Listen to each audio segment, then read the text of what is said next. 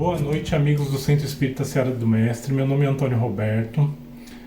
E para começar a nossa conversa de hoje, eu vou fazer uma prece pedindo a Deus, nosso Pai, a sua proteção e o seu amparo para que nos cubra aí com suas bênçãos de amor e de harmonia.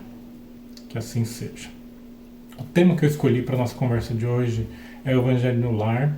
E eu escolhi esse tema porque o Evangelho no Lar é muito importante, principalmente nesse período de quarentena, para que nós possamos manter aí a nossa sintonia e também contar aí com o amparo e proteção dos nossos amigos espirituais.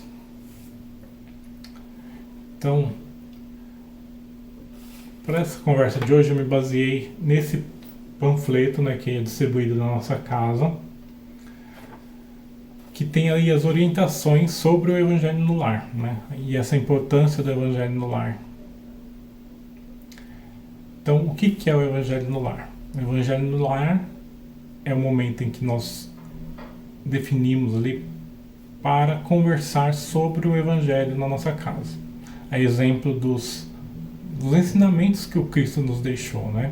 Então, se a gente lembrar lá das passagens do Evangelho, Jesus, em muitos dos momentos em que ele fazia suas peregrinações ali, saía divulgando, né, a Boa Nova, quando ele retornava, ou na casa de Pedro, ou na casa de algum dos discípulos, ele se reunia ali e falava, também conversava ali com os seus discípulos a respeito dessas boas novas.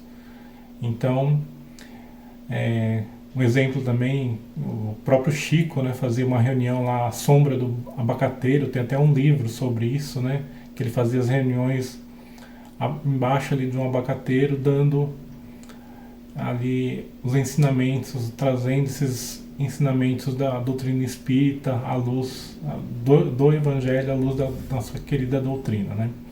Então, são exemplos aí que a gente deve seguir, né? Fazendo esse Evangelho nas nossas casas para contar aí com essa proteção da espiritualidade maior, né? E é uma oportunidade de nós nos reunirmos com os nossos familiares e trazer uma maior harmonia para casa, né? Às vezes temos alguns conflitos dentro das nossas lares com os nossos familiares e esses conflitos acabam se dissipando, diminuindo, né? E a gente passa a ter uma compreensão melhor do outro e criando uma harmonia melhor em nossos lares, né? Então, por que nós devemos fazer? Exatamente por conta disso, né? Então ele propicia uma comunhão de ideias, né? Auxilia na harmonização do nosso ambiente doméstico, reflexão dos ensinamentos do Cristo à luz do Espiritismo e favorece, né, a aproximação dos nossos mentores, amigos, auxiliando assim na superação das nossas dificuldades. Então, e como que a gente deve fazer? A gente deve escolher um dia da semana para fazer o Evangelho no Lar, um dia e horário específico. Então eu lembro, a gente tem na doutrina, né, na casa espírita, a gente tem vários amigos que fazem o Evangelho no Lar. E eu já tive a oportunidade de fazer Evangelho no Lar na casa de vários amigos, né? Do Júnior, por exemplo, da família Freitas, né? Acho que é uma das casas que, principalmente na época da nossa adolescência, da mocidade, a gente fazia muita festa ali na casa do Júnior e acabava dormindo na casa dele e o Evangelho lá eles faziam no domingo de manhã e a gente acabava participando ali do Evangelho. Então, nós, na doutrina espírita, a gente costuma falar que tem as pessoas que são os papa-passe, né? Eu me considerava um papa-evangelho, né? Porque eu acabava participando de evangelho na casa de várias pessoas. Na casa da Maria José também, a Nega, eles costumavam fazer no domingo à noite e eu costumava sempre fazer uma visita no final da tarde e acabava participando ali do evangelho deles, né? Como a Maria José e o José Carlos gostam muito de conversar, né? A gente passava muitos momentos ali conversando com eles e quando a gente via já estava na hora do evangelho deles e eles convidavam a gente para participar e era muito gratificante aqueles momentos de evangelho no lar, com aquela família que é muito querida de todos nós. Principalmente os trabalhadores antigos do Seara do Mestre vão lembrar desses trabalhadores e saber o carinho que todos nós temos por eles. Então, tem que ser um momento definido, ali, um dia definido e horário, e que a gente tenha essa regularidade, né, de fazer sempre naquele dia e horário, essa disciplina. Então, ele deve ser feito com uma prece inicial, né, a leitura do Evangelho, comentários do tema lido, né, do Evangelho, e no final, uma prece final, e também pode ser, antes da prece final, fazer mais uma leitura de um texto do Evangelho que a gente pode buscar em outros livros, né, da doutrina. Como o Vinha de Luz, o Pão Nosso, então tem vários livros que tem essas mensagens, né? Então, a prece inicial, ela deve ser simples, né, breve e objetiva, deixando falar aí o coração, né? Não precisa ser uma prece extensa, rebuscada. Como eu fiz, dei até um exemplo no início da nossa conversa de hoje, a prece ela tem que vir do coração e ela não precisa ser extensa, né? Ao longo do tempo aí, nas nossas existências, a gente aprendeu muito a terceirizar a prece, né? E a doutrina espírita nos trouxe esse poder de volta, né? Que todos nós temos de orar, de nos conectar com a espiritualidade, com Deus. Isso não, a gente não precisa pagar para ninguém, e é muito comum, né? Para nós que somos espíritas, as pessoas pedirem para que nós façamos preces para elas, para que a gente coloque os nomes das pessoas nos livros de orações, isso é muito comum, né? E esse momento de pandemia e de quarentena é muito interessante por conta disso, que a gente passa a refletir sobre essas situações e verificamos, né, que nós mesmos temos esse poder, né, de fazer as nossas preces, de nos dirigir a Deus, de nos dirigir a Jesus, a espiritualidade maior, e pedir esse amparo e essa proteção que todos nós merecemos, né? Então não precisamos terceirizar nada, né? Nós temos esse poder e mais uma vez a gente recorre ao Evangelho, lembrando de uma das passagens que eu considero uma das mais bonitas do Evangelho, quando Jesus está voltando da Galileia, da Judéia para a Galileia, e ele passa por Samaria. E neste caminho de volta, quando ele chega a Samaria, ele vai até o poço, que era chamado Poço de Jacó, e encontra a mulher samaritana, que vai retirar água do poço, e aí ele dá uma lição, né, de evangelho, né, uma lição das leis do nosso Pai, né, dizendo que ele tinha ali a água, ia oferecer a ela a água que saciaria a sede dela por toda a eternidade, né, que ela não precisaria mais voltar àquele poço para buscar outra água, né, que era a água da vida que ele oferecia. E mais adiante nessa passagem do Evangelho, onde eu quero chegar realmente para dizer o que eu estava pensando, que é a questão que ele diz a ela que vai chegar o tempo em que nós não necessitaremos mais de ir aos templos para nos dirigir a Deus, para fazer as nossas preces, para fazer as nossas orações, né? O nosso templo sagrado é o nosso próprio corpo, né? É o que Deus, é o templo que Deus nos ofereceu nesta encarnação para a nossa evolução. E esse é o maior templo sagrado de todos nós. Então nós podemos fazer em qualquer lugar as nossas orações, nos dirigir a Deus, e não precisamos terceirizar nada, né? Mas é lógico que se nós às vezes estamos com com a nossa fé ali meio abalada, não tem nenhum problema a gente pedir para que o nosso irmão faça uma prece por nós. É até um ato de caridade da outra pessoa fazer uma prece por nós. Não tem nenhum problema quanto a isso, né? Mas que nós tenhamos essa ciência, né, essa consciência de que todos nós temos esse poder. Nós estamos aí, como traz os ensinamentos da doutrina espírita, mergulhados neste fluido cósmico universal, que é o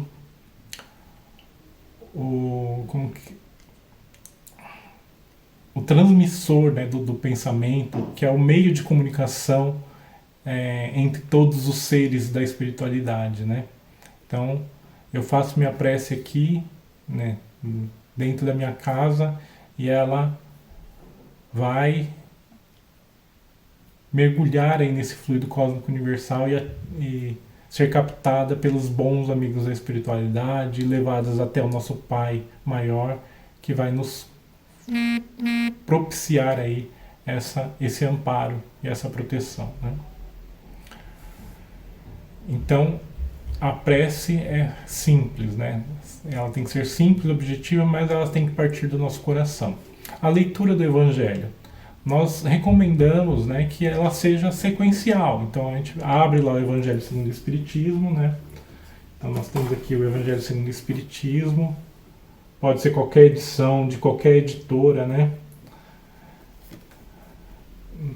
E para quem tem uma família que não é espírita, ela pode também utilizar somente o Novo Testamento, pegar ela na Bíblia, a parte do Novo Testamento, que é uma parte que é mais simples, né? Embora que a gente possa estudar os outros livros da Bíblia, o Velho Testamento também, mas para a mensagem que vai acalentar os nossos corações, elas estão ali dentro do Novo Testamento, né? Então é interessante que nós estudemos sim a Bíblia como um todo, mas nesse momento do Evangelho no Lar que nós possamos recorrer ali às mensagens do Novo Testamento, né? Então, se a família não é espírita, todos os membros da família não são espíritas, então a gente pode recorrer ao Novo Testamento. Os comentários, né? Os comentários eles devem ser breves e simples também, não precisa ser uma palestra de cada membro da família. E deixar à vontade, quem quiser fazer o comentário, faça, quem não quiser, não tem problema nenhum, né?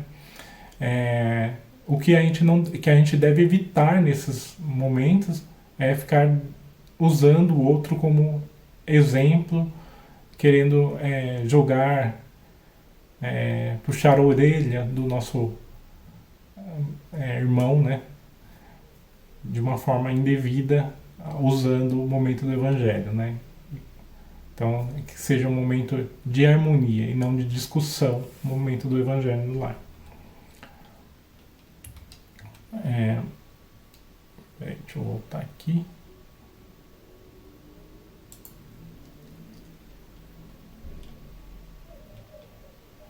E como que a gente deve fazer? Como a gente já comentou, né? Deve escolher um dia da semana.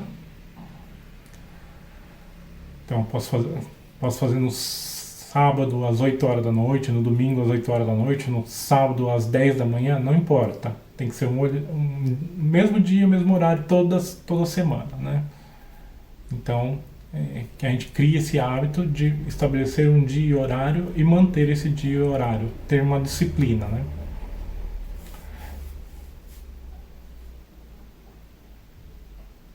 Importante também que a gente pode colocar uma jarra de água ou uma garrafa com água, né? Para que os amigos da espiritualidade façam essa fluidificação nessa água, né? Então, o que é a fluidificação da água, né? Nada mais do que como a gente vai para a casa espírita, que a gente toma o nosso passe, né? Onde tem a imposição de mãos dos médiuns e a gente recebe ali os fluidos dos médiuns e da espiritualidade. No caso da fluidificação da água, a gente vai colocar ali uma jarra com água e os bons amigos da espiritualidade vão estar colocando ali os elementos fluídicos, né, necessários para o equilíbrio da nossa família e às vezes até de alguma necessidade específica, de doença, de alguma...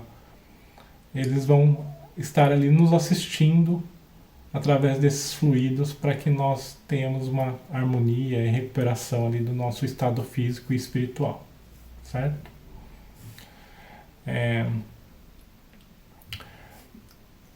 A gente pode fazer no decorrer, finalizando a reunião, utilizar um outro livro, né, para fazer a leitura ali de uma mensagem do Evangelho. No caso, eu uso ou esse livro Emmanuel ou Pão Nosso, né?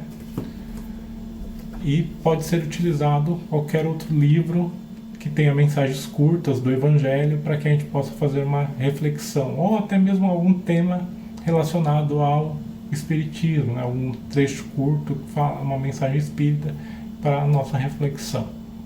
E esse texto não precisa ser comentado, né? É só uma leitura para finalizar a reunião.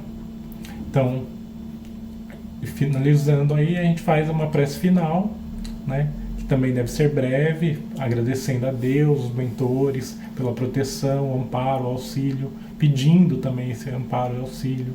A gente pode fazer uma prece pedindo pelas pessoas doentes, pelo nosso planeta, né? Fazendo uma vibração envolvendo o nosso lar, pedindo a proteção e o amparo para os nossos familiares, nossos amigos. E mais uma vez deixar falar o coração, né? Não precisa ser uma prece decorada, né? Que ela seja simples e breve, tá? A duração do Evangelho é de 15 a 20 minutos, né? E é importante a gente ter em mente que esse momento, a gente fala que é para a gente estabelecer aí uma comunhão com os amigos da espiritualidade, né? Uma proximidade com esses amigos da espiritualidade, mas ninguém está dizendo aqui que é para haver comunicações mediúnicas nas nossas reuniões de Evangelho no Lar. Então, a gente tomar esse cuidado, evitar que isso aconteça, e se acontecer, a gente buscar, né, orientação ali com o departamento de doutrina da nossa casa, pedir orientação no atendimento fraterno, para os dirigentes da casa, porque isso não deve ocorrer, tá? E quem que pode participar das reuniões? Então, todos os membros da família, inclusive os visitantes, né, como eu dei exemplo, que muitas vezes eu estava como visitante na casa de alguns amigos espíritas e acabava participando do Evangelho. E eles, para não me expulsarem da casa, eles acabavam convidando para participar do Evangelho, né? Então, a gente pode sim. Isso é até importante, né? A gente esclarecer a visita ali, que às vezes a visita não é espírita, né? Mas explicar que a gente tem aquele horário para fazer essa reunião, né, de Evangelho no Lar, e convidar a pessoa para participar. Se ela não quiser, ela pode se retirar ou ficar em outro cômodo da casa, né? Se ela não quiser participar. Tem algumas pessoas que são contrárias e não entendem o que é o Evangelho no Lar, né? Então, é muito simples a execução do Evangelho no Lar, né?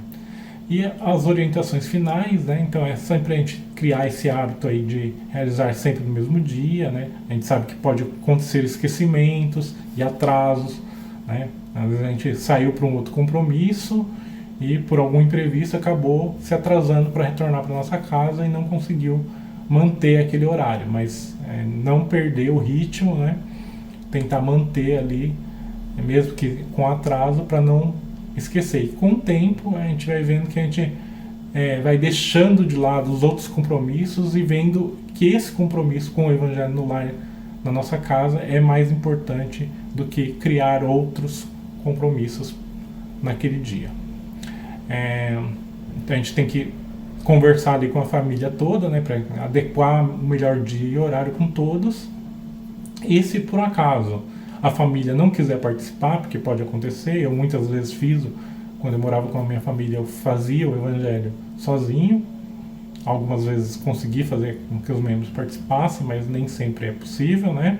Mas que a gente faça. E é importante que a leitura, né, do Evangelho, os comentários, sejam feitos em voz alta, porque a gente sempre tem isso em mente, né?